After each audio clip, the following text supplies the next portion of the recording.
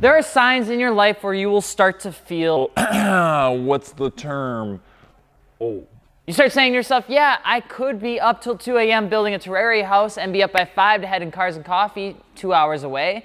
But nowadays, you look at your watch after being like out and socializing and you realize that the old meter's at about -0 and you've only been there for like 30 minutes and it's 8:30 and you just figured, well, why don't we just go home and go to sleep? Because we all need our beauty sleep, okay? We grow up over time. It is just a thing and it happens and it makes us sad. But every so often, we want to go out and we pray that someone else will take care of you. Every once in a while, we want to feel like a child. Or you stay up for a late night with the boys or girls because it makes you feel young again. I'm Alex, Alex.fi on Instagram, and today's car is a combination of a car that treats the old soul in you right while still being able to make the child in you smile, okay? A car that flew under the radar for quite a while until the world learned about it through a little bit of a man. Maybe you heard of him. He's got a beautiful mustache, Adam LZ, and made it into an incredible build. Ladies and gentlemen, we're gonna be talking about you wanting to own a Toyota Chaser.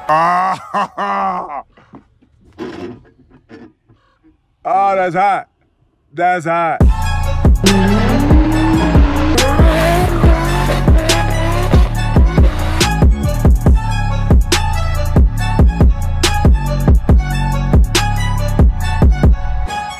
And if you're just turning into your first Fitment Industries video, hello, I'm Alex. If you're looking for aftermarket wheels, tires, or suspension, be sure to hit us up over at fitmentindustries.com, where we literally have everything your little tiny cold heart could possibly imagine. And of course, if you haven't yet, subscribe. We're like a low commitment. We have a video every once in a while, literally every day. It mean a lot to me. If not, it's no big deal. I'll just cry. It's fragile state of mind. The Toyota Chaser came from Japan and was accompanied by the triplet sedans, as the world calls them, the Toyota Cressida Mark II and the Cresta, okay, along with the Chaser. Japan was doing pretty well in the 70s, with their cars predominantly being focused around compact styling and good gas mileage. It's what they were known for. And America was struggling to keep oil under control. As the 70s kind of spawned out, the import companies like Toyota and Nissan started to realize that they could have some say in people buying their car overseas. And in addition to that, Toyota was starting to see success with their past compact cars and sports cars. But companies like Toyota and Nissan were starting to play around with the sport compact cars, or just the sports cars in general. And they started to see success with that whole lineup. They wanted to expand the lineup past just compact and past just sport compact, and they wanted to expand their lineup into more mid-sized vehicles like the Chaser, okay? The first generation would be birthed into the world in 1977 and came in a nickel below the Crown, which at the time, that was the flagship, that was the full foot long without the $5 deal, okay? It was to appeal to an audience that wanted the luxury without the final price tag and tax liability of the Crown, because Japan makes you pay for extra cool cars and different size engines and all that sort of stuff, which is pretty lame. You don't want to do that. That's no fun. When it released, it did fairly well, and because of Toyota's capabilities of cross-platforming a car through different types of Toyota dealerships, which is a whole other story in and of itself, they were able to move quite a few cars. They were able to give the old Skyline a little run for its money, and know what I'm saying? It was going good. It was attacking the market. Toyota and Nissan were doing a really good job. And it was offered in a baby motor and pretty stringent size requirements, okay? The first generation wasn't anything to scream home about to today's standards, but it sure set the scene for what it was going to be, which was inherently a 4-door saloon that could get the job done, okay? The biggest note about this car in general were like it was in the back. It was the back doors. The back thing was a sedan, okay? And besides a couple of first generation ones, that was pretty much all the Chaser would come in, which would be really important later in the story. As the second generation came in, Nissan would strike back against the Chaser platform with something called a Nissan Leopard. A little bit of a weird name.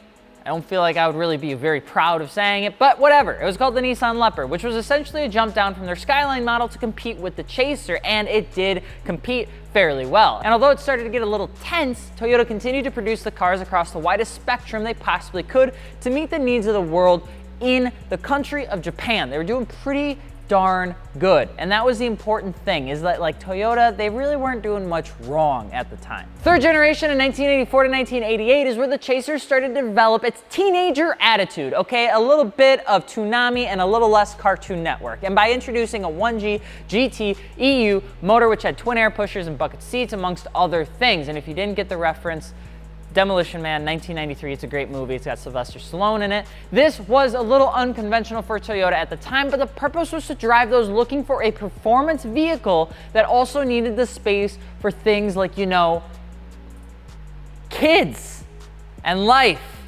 Like, you know, weird adult things. It wasn't crazy by any means, but the engine platform was solid and continued to push Toyota's reputation for reliability. All of a sudden, Toyota started proving to the world that you could have a four-door saloon with a little bit of sportiness involved in it.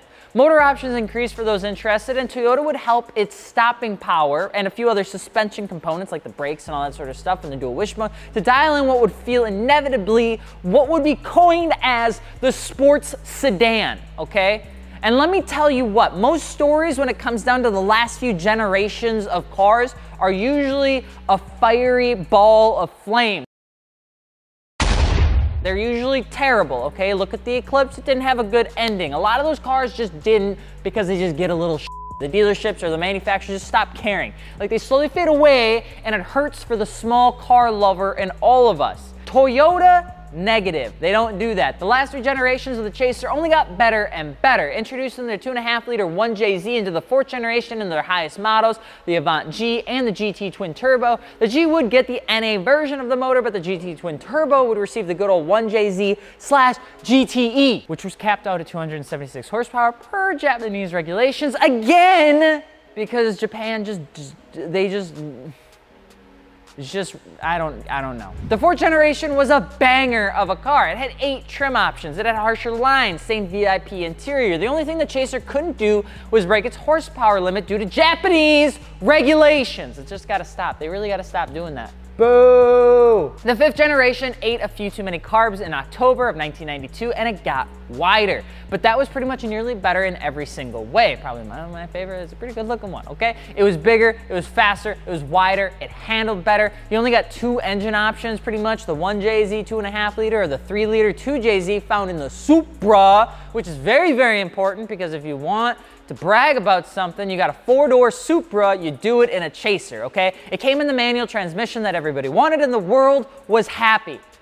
Honestly, stop spending $60,000 on a Supra and go get a Chaser. The average family man or woman could take the kids to school and then drift back home if they truly wanted to. It was the perfect 4-door sports car with the little Cressida being retired around the same time. And the Chaser, when the Cressida actually got phased out, got to grow even more because it essentially took over that space. And finally, the last generation would come to us in 1996, replacing the X90. Most, if not all of our parents, okay, that loved tuner cars, loved this car. And if you don't know what the Chaser is, you're gonna wanna go research it because it's a great car and people are gonna be mad. They'll be like, oh, you're talking about the Chaser, stop letting the prices go up. Every single JDM car is going up, okay? We just gotta get over that. The Avants would be the luxury trim while the Tourers were sportier, which is backwards of what like today's standard would be, but most generations came with the automatic transmission. But if you could snag a manual, you were lucky enough. And the 1JZ and the 2JZs would be littered across this generation and would feature the last total amount of electronics that Toyota could possibly offer in the Toyota Chaser without it actually overbearing itself into another car market.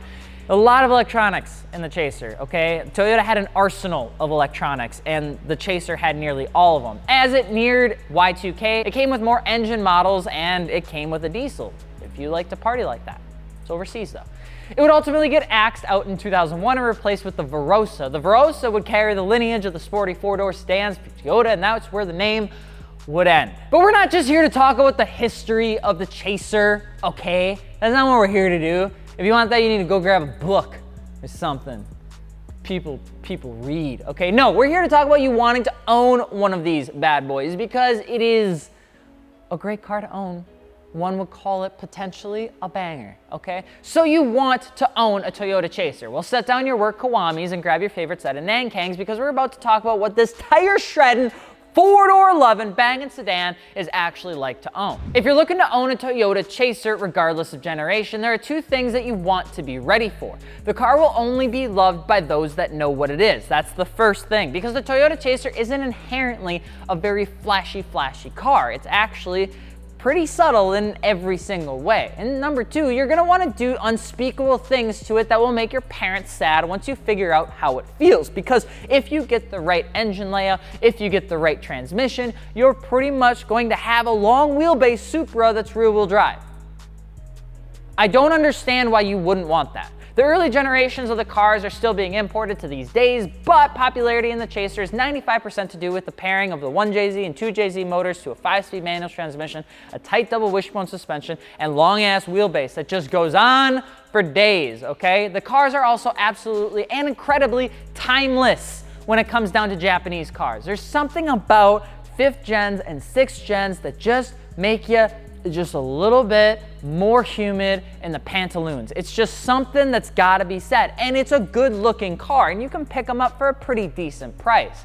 Because of its platform and motor, most people turn Chasers into drift cars. In fact, even back when the cars were first founded, it didn't take long for people to take the cars and throw them sideways. I mean, in fact, initially it was supposed to be in the JTCA of the 90s, but most people just ended up finding a way to own them and then throwing them sideways in the back canyon roads. Now, even though they have the engine that everyone loves and it looks fantastic, there's still a couple 2-3 things you'll need to know about if you want to own a Toyota Chaser, okay? Number one, they will rust if not maintained, okay? Toyota in Japan didn't believe in rust-proofing their cars very well because they just didn't think salt was going to be on the roads. And that is a thing to worry about if you live any place north of like Los Angeles and Austin, Texas, okay? It's just gonna happen.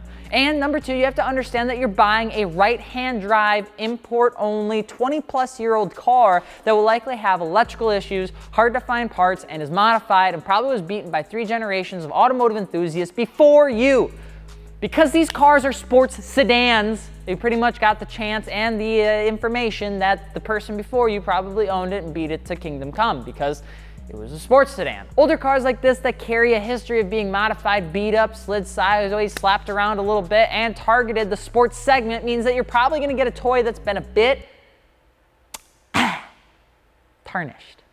Try to find a clean stock one with low confirmed miles, which is important if you're importing a car. There's a difference between confirmed and unconfirmed. Get the confirmed if you're gonna pick one up and become good friends on your local forums for when those finicky old electrical parts break.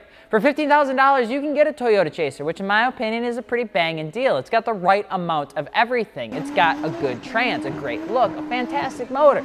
All right, throw it on some more Kiwamis because that's pretty much the go-to when it comes to Chasers, Fortunato coilovers, and Michelin tires, and you'll have a fantastic looking car. You pretty much have a great daily driver. Unless you want to go slideways, then throw on some Federals or some Nankangs and just slide it. Just don't run into a wall because it's going to get a little tough to find your parts once you start doing that. But what do you think about the Chaser? Let us know, and if you have one, be sure to add it to our gallery over at fitmentindustries.com/ad. And of course, if you're looking for aftermarket wheels, tires, or suspension, be sure to hit us up over at fitmentindustries.com. I'm Alex from Fitment Industries, and we will see you later. Peace.